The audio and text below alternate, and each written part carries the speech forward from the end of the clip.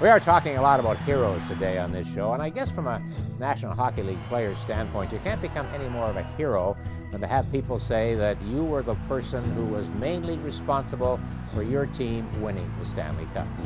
In my 33 years in the broadcast booth, a lot of names come to mind that fit that category. I go back to Dave Keon and Bobby Orr. There was Bernie Perrant, and there was Guy Lafleur, and Marc Messier, and Brian Trottier, and Wayne, and Mario. But when people ask me about this question, and to be specific, I really am not. I remember a year, 1971, the year the Montreal Canadiens weren't supposed to win the Stanley Cup. The Bruins were the defenders. They finished 24 points ahead of Montreal in the regular season. They were dominant. They played Montreal in the first round, won the first game, and were leading 5-1 in the second period in the second game.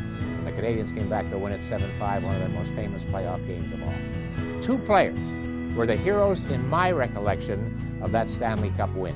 A veteran named Frank Mahovlich and a raw rookie named Ken Dryden.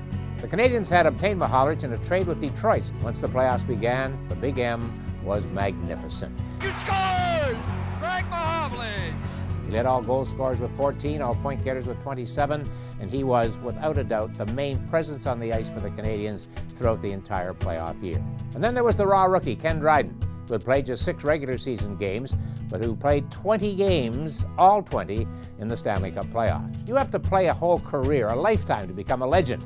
Dryden's legend was made after those 20 games. Oh, what a scintillating play! He stood tall against the likes of Phil Esposito and Bobby Orr, Bobby Hull, Stan Mikita. His save off Jim Pappen in the final game in the Chicago Stadium was maybe the most famous save that he ever made throughout his very long and successful NHL career.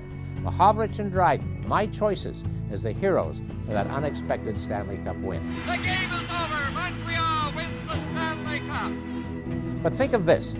8 players from that Montreal team were subsequently voted into the Hockey Hall of Fame. So maybe that upset of 1971 wasn't such an upset after all.